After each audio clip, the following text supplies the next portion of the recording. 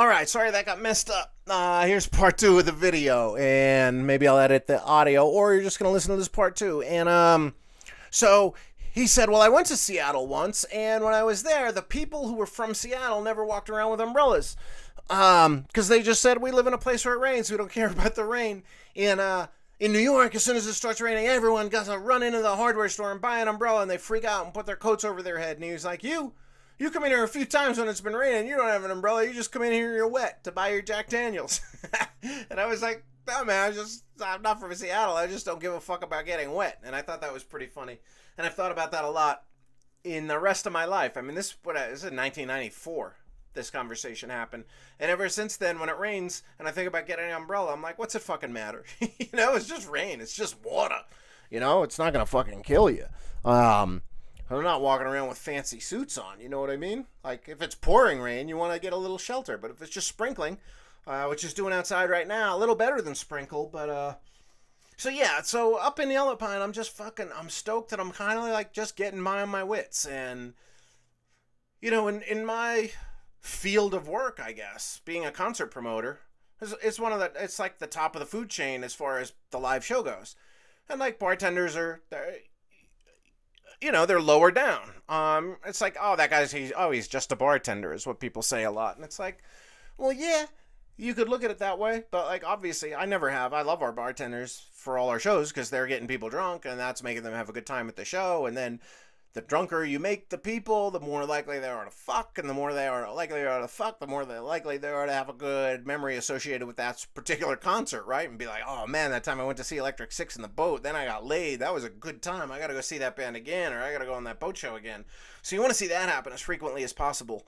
But I just always thought that, I would have more of a, career, that I would have this career for the rest of my life. And now that I don't right now, and I don't know if I'll go back to it,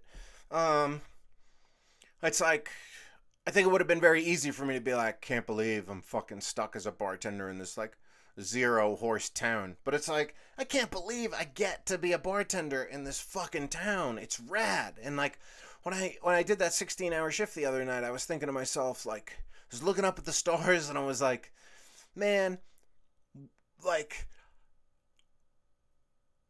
if Dan and Patsy had said, we need you to work an 18-hour shift on the farm, I'd have been like, yo, there's no way.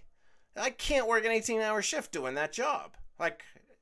My body would probably break down, and if it didn't, I just wouldn't want to. But at this place, I'm like, yeah. I was actually a little bummed out when we closed at midnight, because we just had no more customers. I was like, I wanted to go to 2 a.m., I wanted to do 18 hours straight, which I guess I'll get to do at the Harmonica Festival. But leads me to think about, let's see, I got some more notes here. Surviving on my wits, being present, and, just careers in general. Capitalism has us focused on careers. And what's your career? What do you do? That's the first thing so many people ask other people in American society, for sure. Not as much in European. And I don't know if South America or Asia, if that's the way they do it. But it doesn't seem that way. But in America, your identity is your job. You go out, you meet some new people. Oh, so what do you do? And it's like, for years on the golf course, when I would go golf by myself, my answer would be as little as possible. My guys just laugh, and then sometimes I'd say I retired, made a fortune in tech. They'd ask some questions. Then I'm like, I didn't have answers for that. You make things up. And then finally I just started telling people, I run a janitorial supply business I inherited from my dad. It pretty much runs itself. The old president still works there. I don't really do anything. I collect the money. There's not a good story to that, because no one's going to be like, oh my God, unless you happen to own a fucking few factories and you're like, I need janitorial supplies. My last supplier just went belly up or whatever. It never led to that conversation. It never led to any conversations. So if you say it the right way and then just continue on the golf game by yourself and don't mingle with them much, they get the point that you don't want to fucking talk to them. And I just never really enjoyed talking about what I do. And that's part of why up in Yellow Pine, I'm not trying to be like, oh, so one of the guys up there, I call him General Josh, he owns the general store. He had asked me again the other night, he was like, what was it you said you do? Did you work in tech? What allows you to work remotely? And I was like, well, I had already told him, so I didn't want to make up something new. And I was like, right, I worked in concerts. And I told him that the first time I met him, which was the second weekend I was ever there, just visiting, not with no idea that I would ever even, go back there. But I had said to him, like, yeah, I just kind of like worked in concerts, just like coordination stuff, nothing special.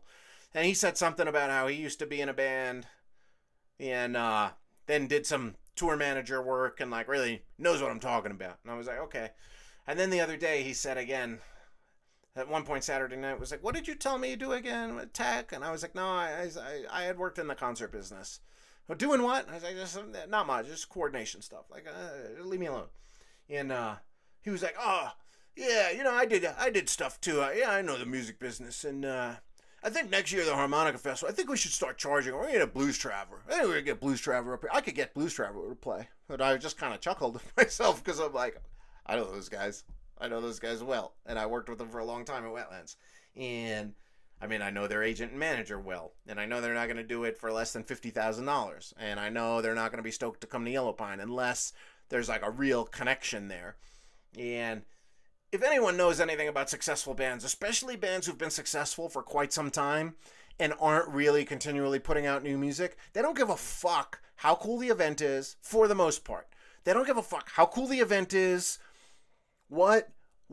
how cool it would be to play a harmonica festival in a tiny town in Idaho. All they care about is the fucking money. And the more out of way the gig is and the less established the people putting it on are, the more the price goes up. So like their going rate typically is $50,000 now. That's for like a theater show.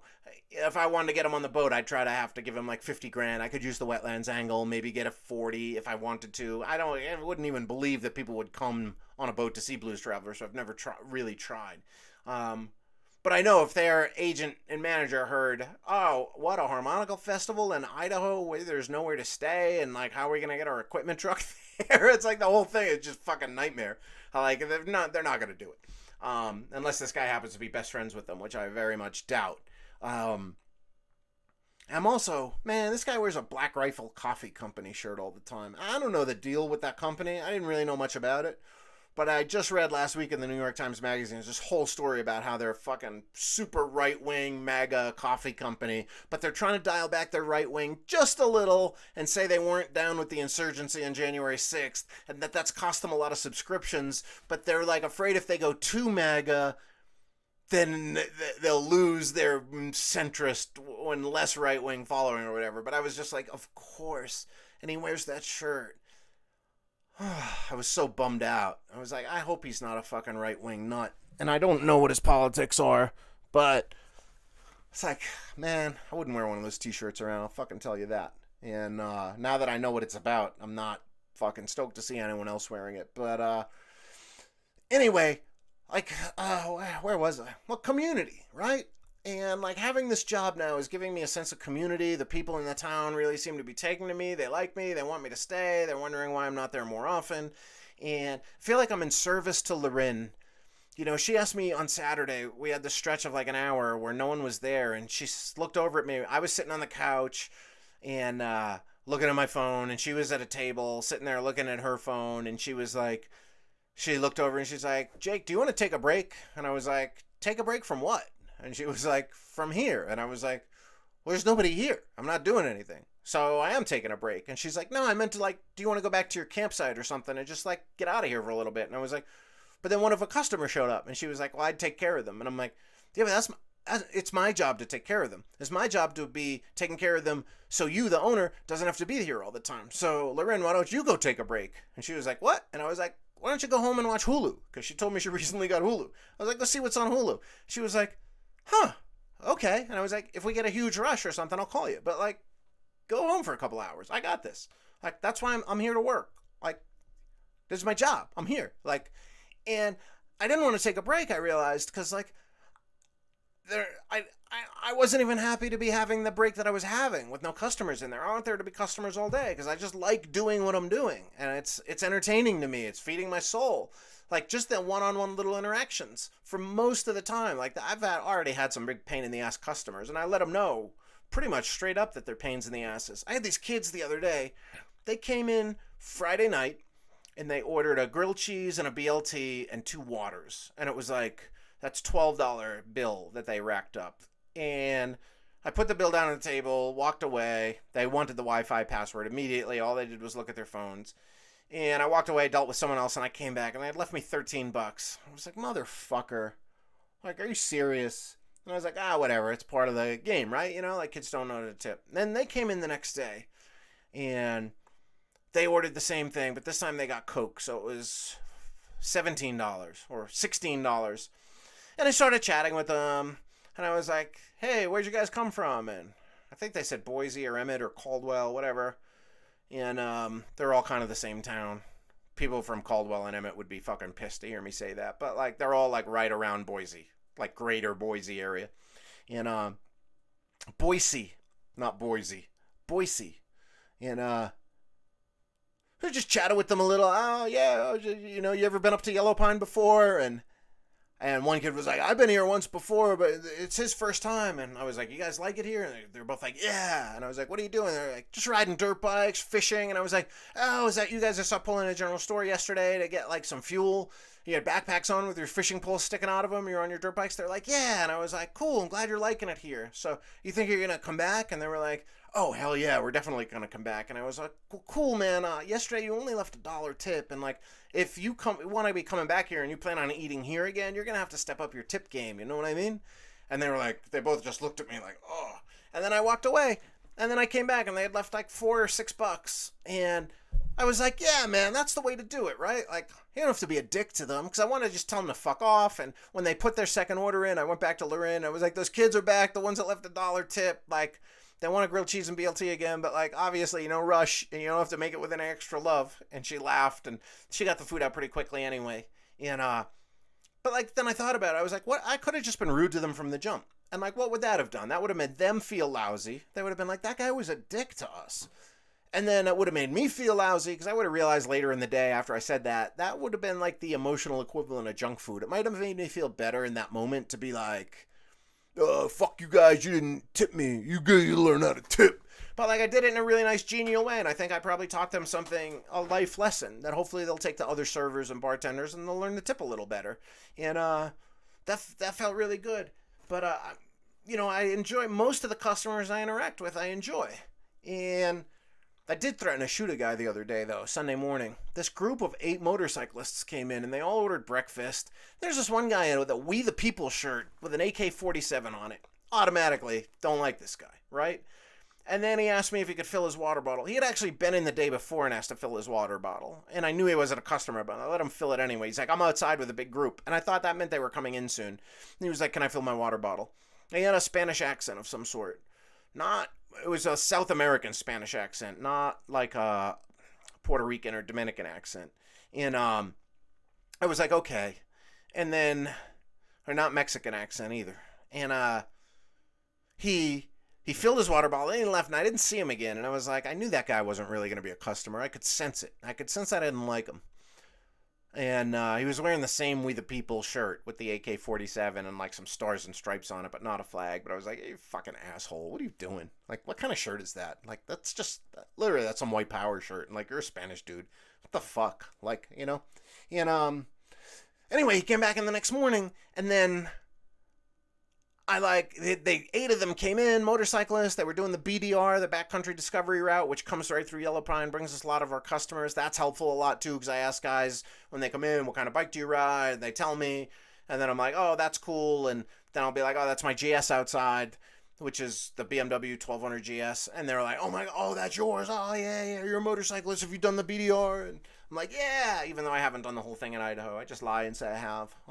Because I don't really have an excuse for not having done it, except last year by the time I went to do it, it was forest fire season, and I was planning on doing it, but now I work at Yellow Pine all week, so, but I've done a bunch of stretches of it, so I know how to talk the right game with them. But these dudes all came in, and the dude came right back and was like, can I fill my water bottle and get some ice with his Spanish accent? I was like, yeah, sure, man. You know what I mean? But it was very nice. I was like, yeah, of course. You know, you can all fill your water bottles as much as you want. Blah, blah, blah. Yeah, thanks for ordering breakfast. Being nice. And then I went back to Lorin to put the breakfast order, and I came back out, and the dude was standing behind the bar, and one of his friends was taking a picture of him, and I was like, dude, get out from behind the bar. And like, I've worked in enough bars in music venues my whole life. Like, I wouldn't even go behind the bar until I was super comfortable being there. Like, I don't think I stepped foot behind the bar at Wetlands for like 2 years. It's something you don't do. You don't go behind somebody else's bar. Well, especially not if you're a customer, but even if you work there, like that's their little area, you know? That's the fucking demilitarized zone. Like, not that. It's actually the militarized zone. You don't fucking go in there, you know? You stay away. And dude's behind the bar. I was like, get the fuck out from behind the bar. And he goes, oh, I'm sorry. And I'm like, dude, that's how you fucking get shot around here. And he was like, whoa. And then he came out from behind the bar, and then his friend was like, we just did it real quick. We thought we'd be back out, before you got back out of the kitchen. And I was like, well, that's extra how you get shot around here, by fucking not being fast enough to get your shit done. You're moving too slow. And they were like, whoa. And I was like, at this point, I'm like, I don't care if I get tips from you guys. You know, like, fuck you. You don't get behind my fucking bar. And Loren's boyfriend, Doug, he had just walked in at that point and saw it all go down. And then he came over to me afterwards. And that guy, he carries a gun everywhere he goes. And he's that guy's for real, a crazy hunter dude. And like, talks with a real strong drawl. And he was the guy who told me last week, what did he tell me? I think I might have talked about it on the podcast, did I? Where you're just talking about, like, he used to tell people in his hunting group, like, if you're gonna die, at least have the good sense of, if you get lost and separated from the group, like when he was a hunting guide, he would tell his people, if you get separated from the group, make sure you die bend your body over a log, like lay down on a log on your stomach and bend your body over it. He's like, because if we don't find you for 2 or 3 days, if rigor mortis sets in, you're flat as a board. I don't have to chop you in half with an axe. But if you're bent over a log, I can stick you on the back of a mule and get you out of the backcountry. He's one of those kind of guys. And he heard the end of that exchange and came in and was like, you're a man after my own heart. I would have shot him. But like most customers I'm liking, and even the ones I'm not liking, I can manage to fucking threaten to shoot them. And it's pretty cool because they probably think I have a gun. And there probably is one behind the bar. Wink, wink.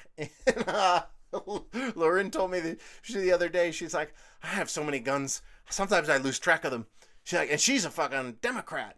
But she was like, I had this one in my backpack for so long, like, it got rusty. I don't even think it worked anymore. And I was like, wow, okay, that's cool. That's intense. But like, for the most part, I'm really enjoying myself up there, and I'm enjoying my interactions. I'm enjoying the sense of community. And in one way, I'm like really enjoying the sense of community outside of the bar too. I'm just finding out because this past week on Thursday night, there was a party in town. Jeff and Ann were throwing a party, and Willie and Candy, his wife, that run the karaoke night, were there, and Merle was there with his wife Nikki, and General Josh was there, and Loren was there, and a couple other people. And I could tell pretty quickly, other than Josh in his Black Rifle Coffee shirt, they were all the Democrat people of the town.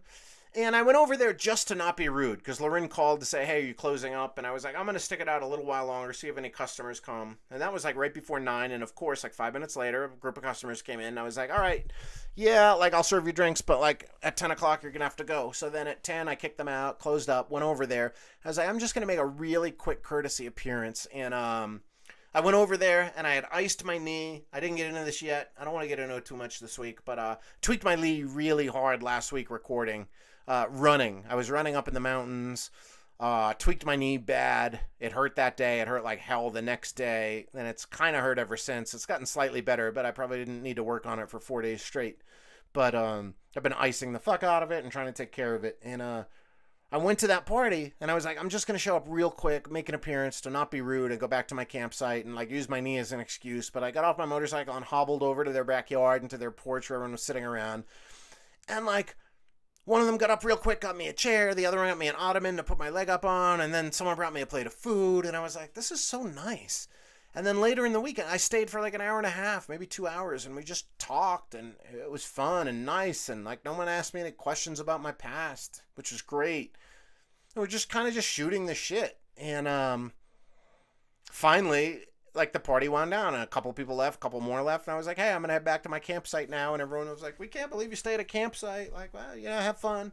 And then the next day, or Saturday, 2 days later, Ann and Jeff came in, and Ann came up to me at the bar and was like, it was so cool that you came to the party Thursday, and it was so cool to have you at our house. And like, me and Paco, her husband Jeff, who goes by Paco, she's like, we were just talking about how like it feels like you coming by, that like made you one of our friends and not just the guy who works at the bar, like part of the community. And I was like, holy shit, that's cool. Like, I'm finding people. Like, maybe we'll even become friendly. Then I found out Jeff used to train people train paramedics. He trained this guy in Memphis who was coming up to supposedly do live music in the bar on Saturday. Thank fucking Christ that didn't work out, but they swore he was good, and they asked Loren, hey, can we have live music in the bar tonight? And then I think this guy was a bit of a phony because he complained about the altitude and he couldn't sing because of the altitude. But he'd been there for 3 days. I have a feeling he should have been adjusted enough to sing. I just think he didn't want to for whatever reason. Maybe he's a phony. Or maybe he just didn't feel like playing a gig in a fucking tiny tavern in front of not many people. But like, I don't know. Probably be something to go home to Memphis and tell your friends about. But Paco had met this guy because he had been a paramedic trainer, apparently, in Jackson, Mississippi for a while, and he trained him there. So I gotta get more of that guy's story. But I'm like, cool, man. I actually know a lot more, and I've like chatted a lot more with them than anybody in McCall, and I just fucking dig it up there. And I'm gonna keep going up there. And let's see, was there more to talk about? Probably. Are we getting towards an hour? I think. What other notes do I have in here? I guess one of those things, okay, part of being present is what I'm finding, like, I've been just kind of focusing on being present for a while now. And, like, really, when I started reading Walden and when I went up that second trip to Yellow Pine without my phone, that was really in an effort to, like, you know, I had my internet-free Easter that I talked about in this podcast where I refused to use the internet for an entire day, and, like, I've just been yearning for more of that. Just, like, less input, more being in nature, and just enjoying my surroundings and enjoying being in my own head, and it's been working. But one of the things that being present is taking me out of is I can already feel I'm losing contact with a bunch of friends. Or just being in contact with them less. And not replying to their messages. And that's something I started slowly doing and just realizing, like, you don't need to reply to people. And, like, I'm only talking to people when at the exact moment I feel like talking to them. And if a text comes through and I happen to see it and I don't feel like engaging, I don't engage. And it's fucking great. Because after years and years of always wanting to be there and having codependency issues and wanting to reply to texts and wanting to send start trains and, hey, bud, how are you? Just want to know you, let you know I'm thinking about you. It's like, my real friends know they're my real friends. And I'm having less contact with them, but that's fine. That's like totally fucking fine. And if it's not fine with them, then that's their problem. And that sounds shitty, but I don't mean it in a shitty way. I'm only engaging with what I want to engage in when I need to engage with it. Unless I'm at work. And then I'll engage with anybody. So, friends, if you want to come up to Yellow Pine, I'll chat with you all night in between other customers, you know? You better leave a big fucking tip. So there's obviously, right, there's flipping sides of a coin to engagement and being present. And, like, you know, if I want to reply, I'm going to reply right away. And if I don't, it means my head's somewhere else. And I want my head to be wherever my head is, not where other people want it to be because I haven't replied to them. Or like, hey, where you been? Gotten a few of those texts from people I was texting with more frequently. And, like, a lot of these people they're just friends that I've had forever that we just send memes back and forth. And, like, I've noticed something on Instagram. I have a few friends who continually send me stories but never comment on my stories or even give a thumbs up. And I'm like, what are you doing all day? You just fucking scrolling through Instagram and then sending stories to all your friends. Like, seems sad.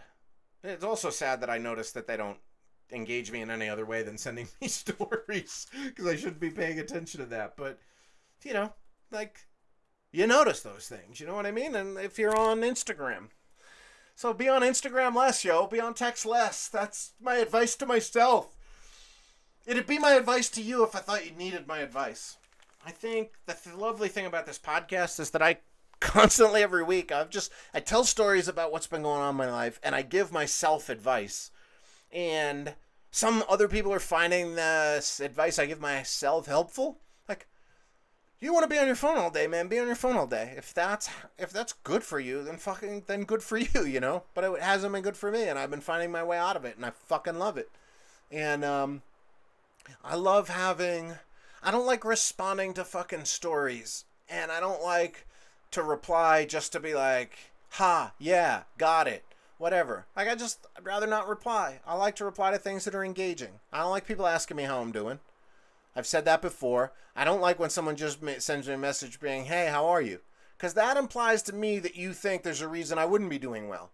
Like, if you want to engage with me, send me something engaging. Let's talk about something real. That's my message to anybody who thinks I'm leaving them out, which I don't even know if it's anyone who's listening here. And I guess outer space, right? These fucking douchebags are going outer space, which I talked about. So I was thinking about aliens the other day and whether or not there is life form out there, like alien life form, because I watched this documentary a few weeks ago with a friend in Boise. My friend Kevin Mazzarelli was staying over his house, and we watched this like UFO documentary that was on Hulu about like, it was produced by TMZ, so obviously you know watch everything good. But like there's all these things that have come out lately about like Air Force commanders and stuff like oh, we saw this, we didn't know, it went from 80,000 feet to sea level in 2 seconds, and nothing can do that, and it doesn't have propulsion and jet propulsion. It's like so much to say about that, because like if anyone's figured out, like we know pretty much all we can about jet propulsion, right, as humans. Like we had the Concorde for a while that could break the speed of sound, but like there's a reason our fucking jets top out at like 550 miles an hour. Like that's all we can figure out how to make them go. So then they're like, what if this was a creature from outer space? Like what if it was a UFO and we couldn't see a propulsion system, it didn't have wings? Well, these people, if they figure out how to get here from thousands of light years away, further than we can see on a telescope, then they're not going to be flying in fucking jets. They're not going to have things that are regular propulsion systems. They're not going to have wings. They're not going to look like anything we've ever seen before, because they're going to have an intelligence and a consciousness that's so far fucking removed from ours and so many light years ahead, no pun intended, that of course the things that they fly here through thousands of light years aren't going to look like anything that we've created. You know? So like, why do you think that like, why is it supposed to look like something we've seen before? But even more important is everybody keeps saying like the CIA, like the government's kept coming out and saying like the CIA is gonna fucking figure out that like they're gonna let out their secrets, right? They're gonna unclassify, they're gonna declassify all these documents about fucking aliens and UFOs and stuff. And it's like, no, they're not. Everyone understands that the main job of the CIA is to cover shit up. That's why they were invented. They were invented to do the shit the government isn't allowed to do and never fucking talk about it, never admit to it, never let anybody know that they had anything to do with it. You think that there's a bunch of fucking secretaries, administrative assistants that are filing the paperwork for all these covert operations? You think they're filing it away with a date and a nice file folder that says, release this to the public? Remember that time we assassinated the leader of this nation or that nation? Or like when we just did it to Haiti last week, the president of Haiti. You think all these fucking government overthrows and insurrections that the CIA has sponsored, like they're keeping track of that? No. You think there's no paper shredders in the fucking CIA office?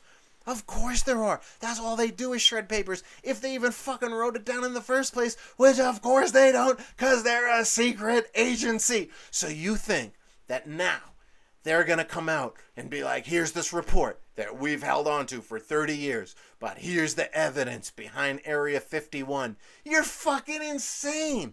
Why does anyone think that we're ever going to find out if there's aliens and UFOs and that they're hiding them in a secret bunker somewhere in Roswell, New Mexico, or outside of Beatty, Nevada, where Area 51 is? It's not going to happen, Jack. Like, that's the whole CIA's whole fucking job. Like, of course there's aliens. Or there's not. You know what aliens might be? That might be fucking Burning Man. Also, why for years have aliens only landed in the fucking middle of the desert, right? Why have they only shown up in Joshua Tree or in a farm in the middle of nowhere making crop circles? Why did they only anal probe guys named Cletus? If there were fucking UFOs, man, if I flew a UFO thousands of light years to another planet, I'd go right for the light source. You know where the aliens are? They're in New York City, they're in Singapore, they're in Tokyo, they're in Shanghai, they're in places that have lots of fucking neon. They're probably in Las Vegas, like, and they're probably, if they're around, they're just walking amongst us, man. Or they came down, they looked, and they were like, these people are a bunch of fucking idiots. They still live in buildings. They still inhabit bodies. They're not just puddles of consciousness somewhere. Like, they're going to be so fucking different from us. Every picture or drawing that I've ever seen of an alien is like somewhat in human form. They have eyes, a nose, a mouth, legs, arms. No, they don't. Why would they have those things? Why? Just because we have them here? How fucking narcissistic is that to think that if there is intelligent life on another planet and they have figured out how to fucking get here from thousands of light years away, that they would look anything like us? If anything, they're gonna look like the things that you see when you smoke DMT that you can't even imagine that actually probably exist in a parallel universe or an alternate realm. That's why you're seeing it on DMT, is you're unlocking your vision to see that kind of shit. But like, it's not happening. Also, like all the pictures of Bigfoot that used to come out, right? The pictures of the Loch Ness monster. Now, what is it? How many hundreds of billions of images are uploaded to the internet every day, right? And to fucking Instagram and to the cloud. And like, for the last fucking 10 years, every fucking human being in first world civilization has a high res camera in their pocket and records so much. They record everything. Like, isn't it kind of funny that like alien and UFO sightings have dropped since cell phones have come out? Like, where are all these fucking aliens? Like, where's the pictures of aliens? This one fucking came down, landed here, zipped over there, so that there's a shadow that moves fast on a Air Force radar. And like, the most people can come up with is like, gotta be a secret Chinese experiment. It's like, these fucking Chinese, man. Everyone likes to blame everything on the Chinese. These poor fucking Chinese. I'm not a fan of the Chinese. I've never even been there. But I've been to Hong Kong, and like, it was not a pleasant experience. Everybody's pushy and shovey and rude and like invade your physical space. So like, if that's the rest of what China's about, I don't want to go to the mainland China. But like, they're not my enemy, you know? Like, I have nothing against Chinese people. I don't think that I want to spend more time there. Maybe I do, though. Maybe the Chinese countryside is great. Maybe they just have different social norms. But I wasn't a fan of the time I spent in Hong Kong, the 3 times I spent in Hong Kong. So I'm in a rush to go back. But doesn't mean I hate China. Doesn't mean, like, fucking communism. Great, man. Great. Communism in Cuba. Great. I've been to Cuba, man. Things weren't that bad. There were a lot of poor people. But, like, there are a lot of happy people, too. And even the poor people seem mostly happy. So, way more so than I see in America. Anyway, there's a reason I save the political stuff for the end. But, I think that's going to wrap it up for today. I'm going to keep nursing my hurt knee. I'm going to keep loving to see this rain out here. Which, we need rain. Idaho needs rain. The Northwest needs rain. The climate needs to change us back into a rainy place, because I just finished 2 weeks ago, read a book called The Big Burn, and it's scary, man. It's crazy. It was about a forest fire in 1910. Maybe I'll talk about it in another episode at more length. Maybe I already did, but like, I don't want a forest fire in Yellow Pine. And I think next week I'm actually gonna officially sign up to be a member of the volunteer fire department, because in that book, The Big Burn, I read there was there were a few towns that just burned to the fucking ground. And in one of them, they were telling the story of how they loaded the trains up with women and children. And the trains are starting to head out of town. And these guys were forcing their way out of the train. But the mayor and the sheriff from the town said, no, you guys can't. No men, all able-bodied men must remain back to try to save this town from the fire. And some of the men jumped on the train. It was just pulling out of town. And the mayor turned to the fire chief or whatever and said, let the bastards go. And that was a big quote from the book. It was basically like, they don't want to stay here to fucking help defend this town, fuck them. And then went on to say, like, they'll never be welcome back here again. So I was thinking about that. And I was thinking about Yellow Pine, and I asked Lorraine about how close the fires had gotten recently. They had a pretty big fire in 2007, and I see a few spots when I ride my motorcycle up there that have been burned out. But for the most part, my ride between here and there is... Whoa. That was some serious rumble thunder. That's great. I hope the skies open up, because we got to put these fires out, man. It sucks. But the mayor said, let the bastards go, and anyone who left and abandoned this town and didn't help save it from fire will never be able to show their face in this fucking town again, or we'll kill them. And I brought that up to Lorraine because I had asked about the fires, and she told me about they have evacuation routes planned, and they have a whole volunteer firefighter system. And I was like, well, I should probably become a volunteer firefighter then. And she's like, do you want to be? And I was like, well, yeah, this is like, I work here now. I'm getting to know these people. This is feeling like a second home to me. So if fires come, I want to be part of the crew that helps protect the town for as long as I can. And I was like, and I read in that book, like, I have a feeling that if I was here on my motorcycle and the fires came and I just took off, that I'd never be welcome back here again. And I don't want to see that happen. And she was like, okay, well, you're going to have to sign this form, and I'm going to have to officially swear you in. And I was like, well, fucking rad. And then it dawned on me that if I fill out that form, then people in town are going to know what my last name is, and they can Google me. But I think that's a risk I'm willing to take.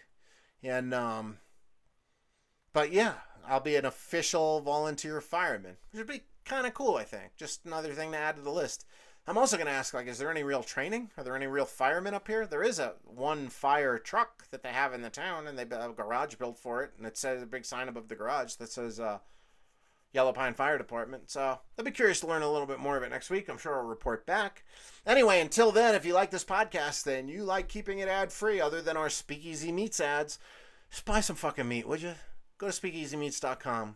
I'll be doing more passionate ads about them in the future, as I have in the past. And I got a couple other tricks up my sleeve when it comes to Speakeasy Meats. Or go to rocksoff.bigcartel.com. Buy one of my McCallum t-shirts. Buy a painting. Buy a coloring book. Or send me some money via Venmo. 917-443-7615 is my phone number that's attached to my Venmo, or at Jake-Sufnerowski. You can PayPal money to me, jake@rocksoff.com. You can mail me a check, like Tazimoto told me he did in March that I never fucking noticed, and I might have thrown away by mistake. Man, just throwing money away. Story of my life, right? Anyway, if you want to support the podcast, you can do that. But what would make me happier than anything at all is to get a message from you telling me what you liked or didn't like about the podcast, what advice that I've given myself that you took to heart and that you've imparted on yourself. Send me a message letting me know about that. I'm on socials at JakeRocksOff. And maybe soon I'll have a new Tuesdays with Jakey logo. Right, Aaron?